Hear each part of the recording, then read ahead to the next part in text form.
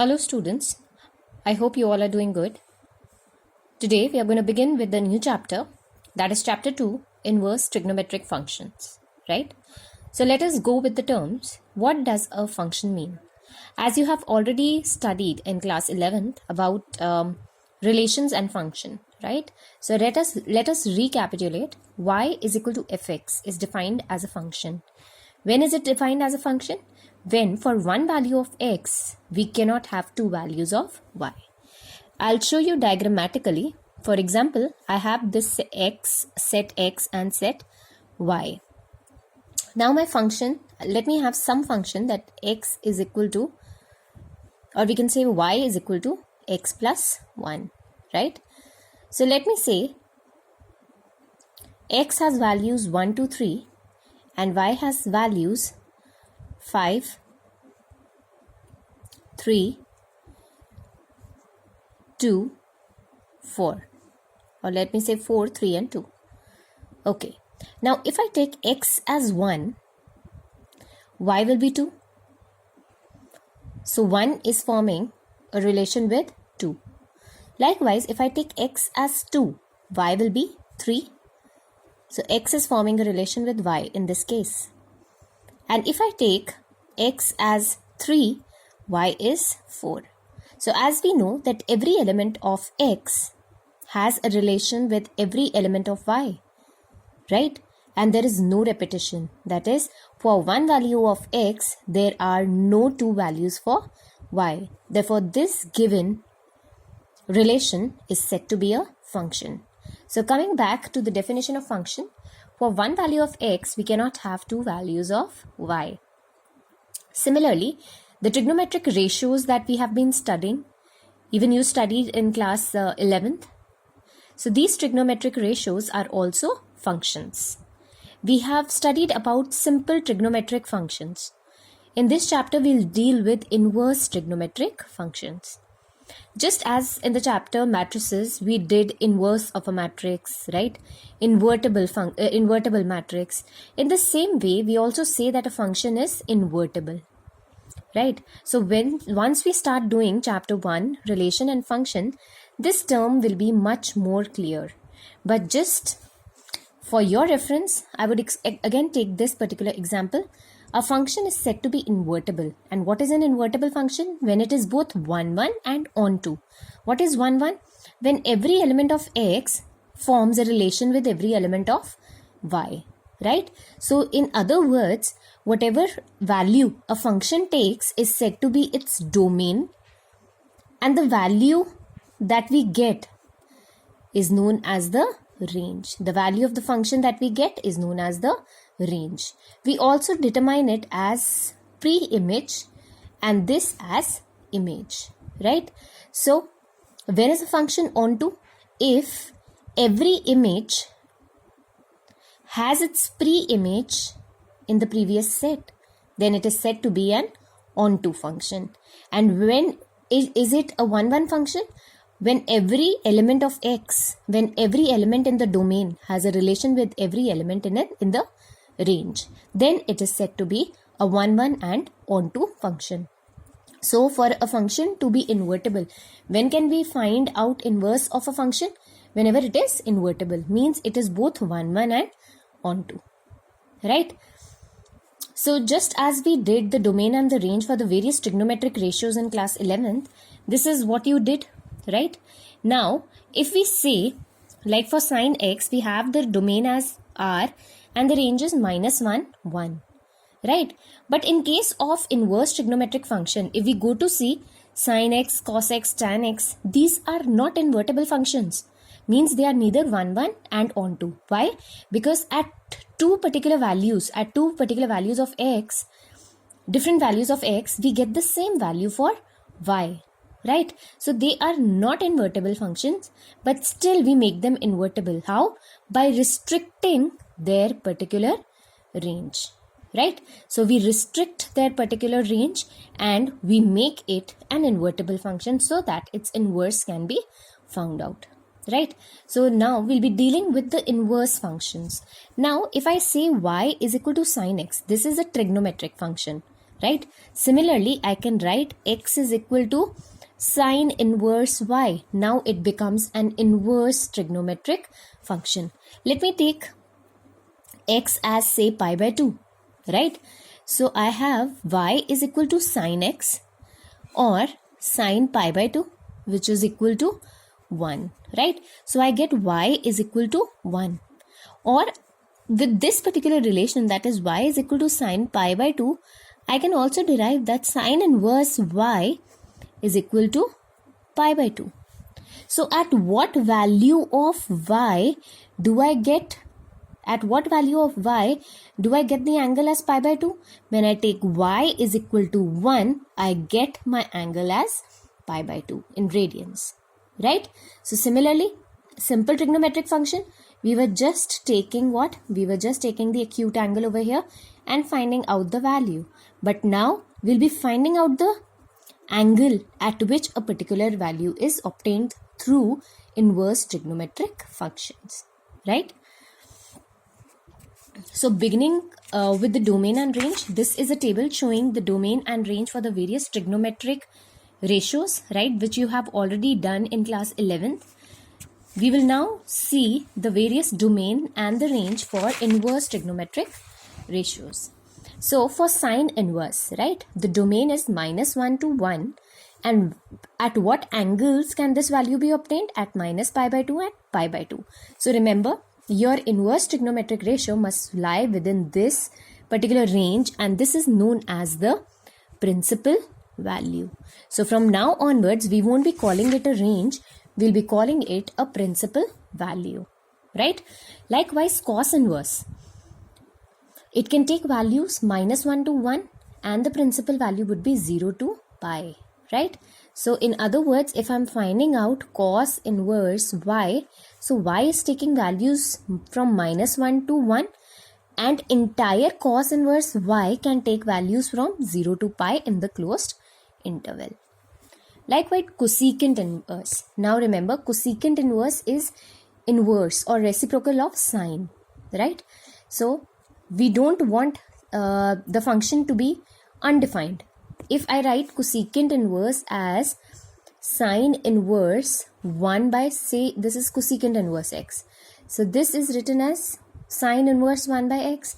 So I should not have x to be, I cannot have x as undefined, means I cannot have x as 0 in this case, right? So I will omit all those values which make it as 0. So I'll omit -1 and 1, and from this particular range minus pi by 2 to pi by 2, that is for sine inverse, I'll omit what? I'll omit the value 0 from here, so that it does not become undefined. Likewise, secant inverse, the reciprocal of this is cos, right? So cos, when will it be undefined? When I get cos inverse, or if I take cos inverse as 90 degree, right? So cos inverse, cos 90 degree would become what? It would become undefined. Cos 90 degree is 0, so 1 upon 0 would be undefined. So again, I'll be omitting which values in the domain? -1 and 1. And from 0 to pi, I will be omitting pi by 2, because I won't be preferring pi by 2 as my value in the range. Likewise, tan inverse. Remember, tan inverse is sine. Tan is sine upon cos. So your range would be, your domain would be real numbers, and the range would be from minus pi by 2 to pi by 2 in the open interval. The reason being, it will be similar to sine inverse, but the only difference is here we have the open interval and here we have the closed interval, because here in case of tan, we get sine in the denominator. So we'll be going by its intervals. Likewise, in cot inverse is again, cot ratio is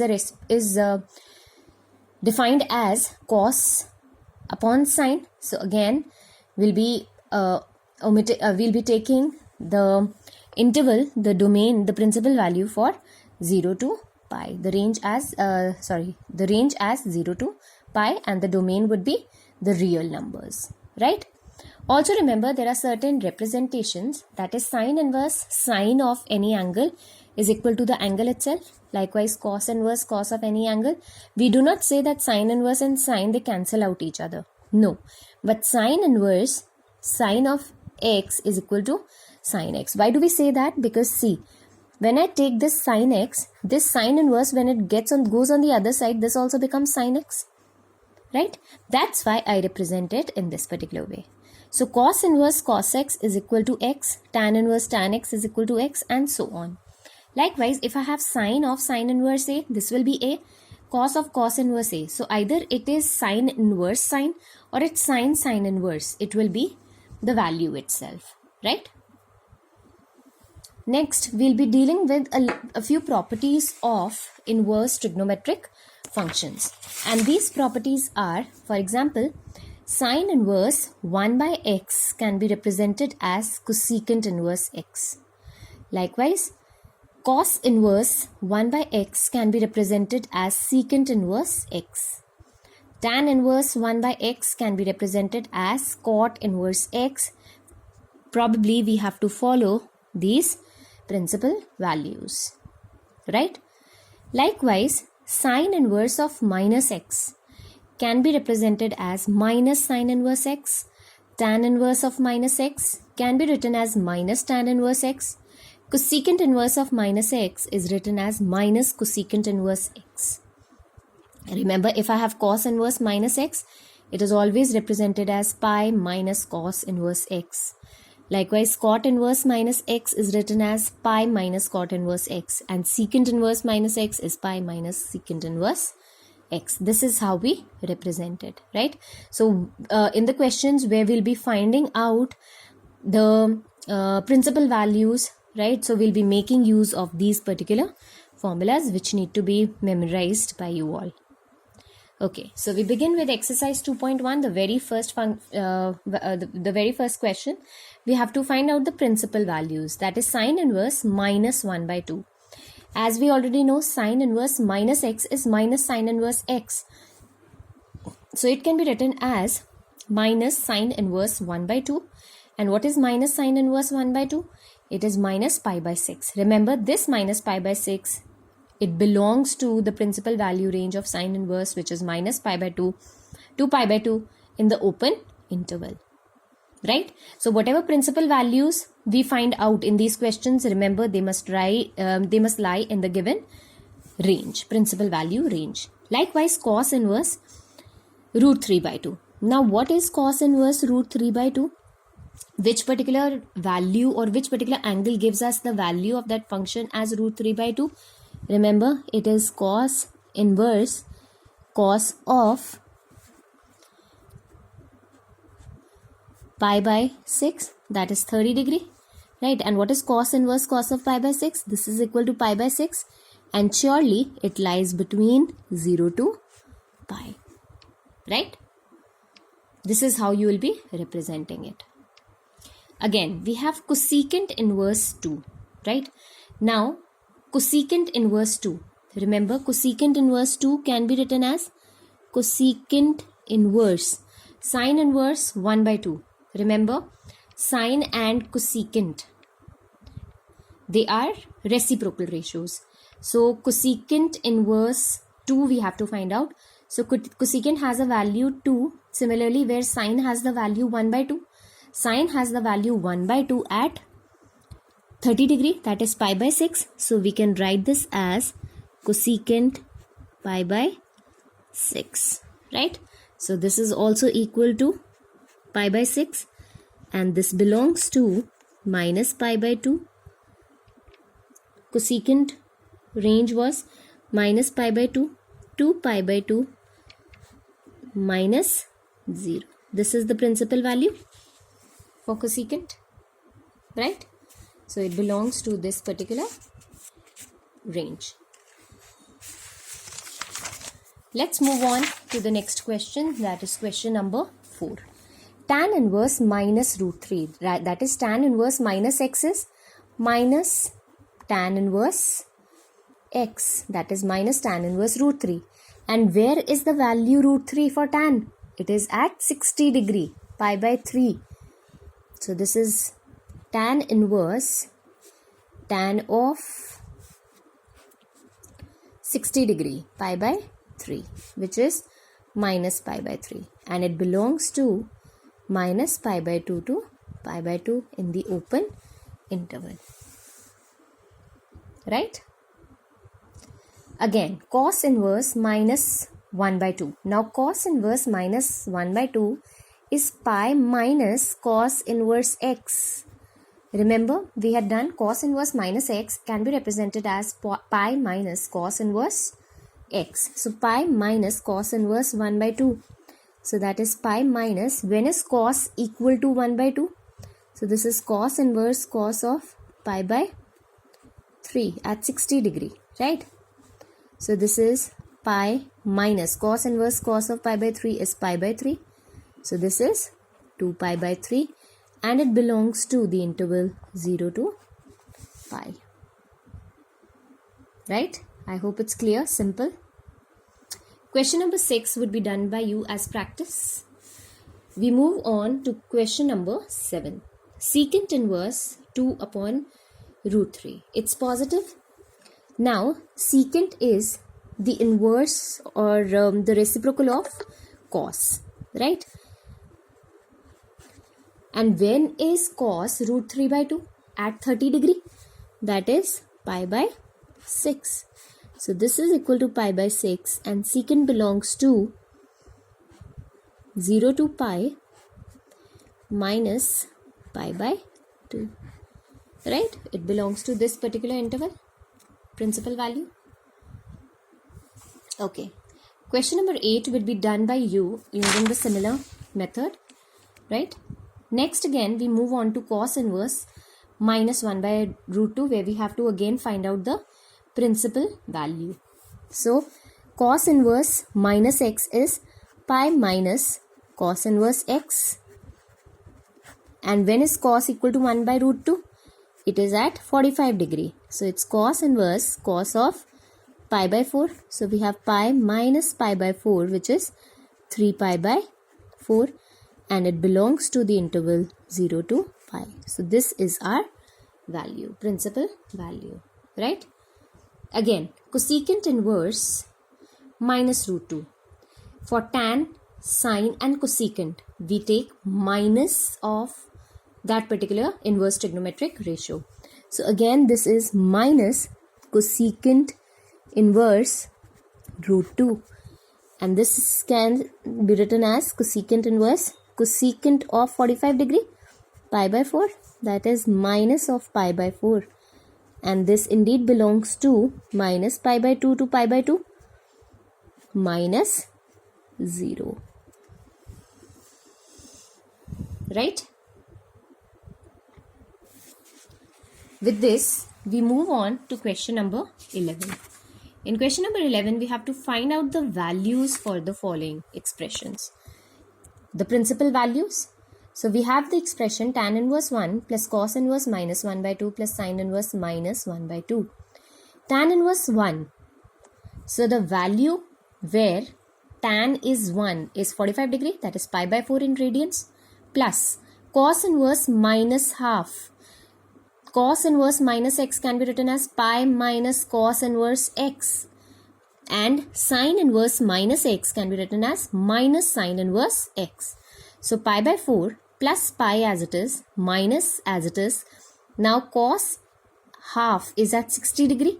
So it is pi by 3 and minus sine inverse 1 by 2 is at 30 degree minus pi by 6. Right? So pi by 4 plus pi minus pi by 2. We have pi by 4 plus pi by 2, that is 3 pi by 4, which is the value. Right? Similarly, for question number 12, we have cos inverse 1 by 2 plus 2 sine inverse 1 by 2. Cos inverse 1 by 2 is at 60 degree plus 2 sine inverse 1 by 2 is at 30 degree, that is pi by 6. So 2 and 6 cancel, pi by 3. So add pi by 3 2 times, we get 2 pi by 3 as the value. Right? Coming on to question number 13, we have if sine inverse x is equal to y, then what is the range for y? Remember, the range in case of a sine inverse ratio is minus pi by 2 to pi by 2 in the open interval, which will be represented as greater than equal to and less than equal to. Right? So our option, which option is correct in this particular case? Our option number B is the correct option for 13. Right?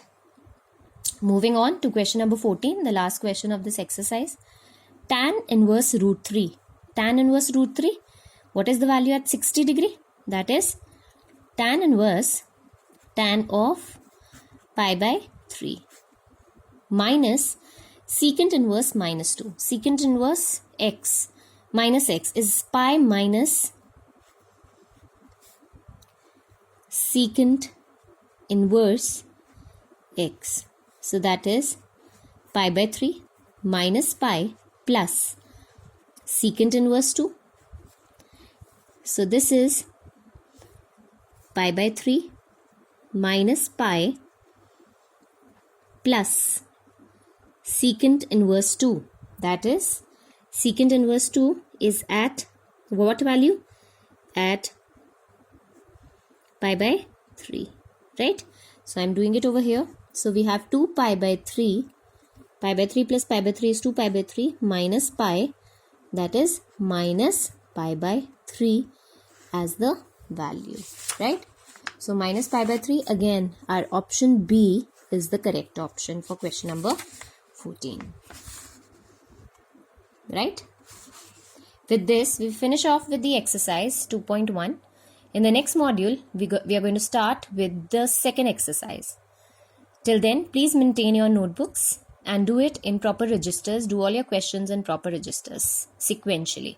Thank you.